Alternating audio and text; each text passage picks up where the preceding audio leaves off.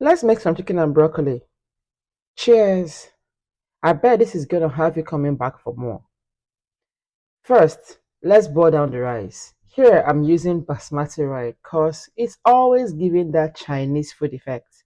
I'm going to add some corn too because everything tastes better with boiled corn, right? Yes. I'm going to slice down the chicken as well. I'm going to try to slice it as thinly as possible.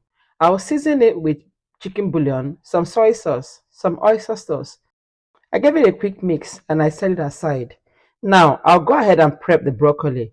I usually cut it down like so. I don't throw away the stem. I add that as well. I give it a quick rinse and I set it aside.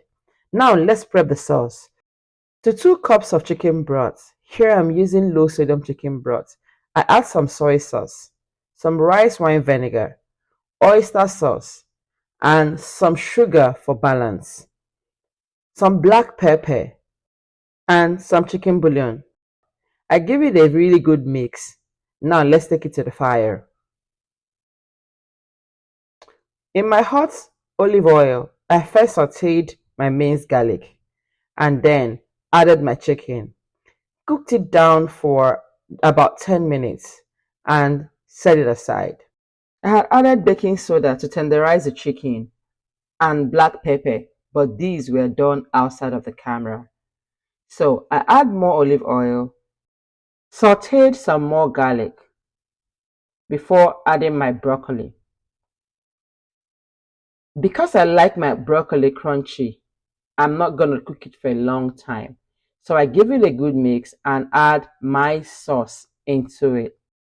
Be sure to scrape out the bottom of your sauce because that's where the gig is.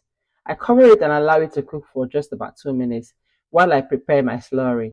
I used 3 teaspoonfuls of cornstarch, mixed it with water, and set it aside.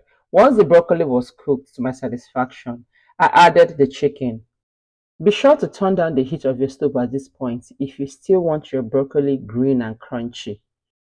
Once I gave this a good mix, it was time to add my cornstarch.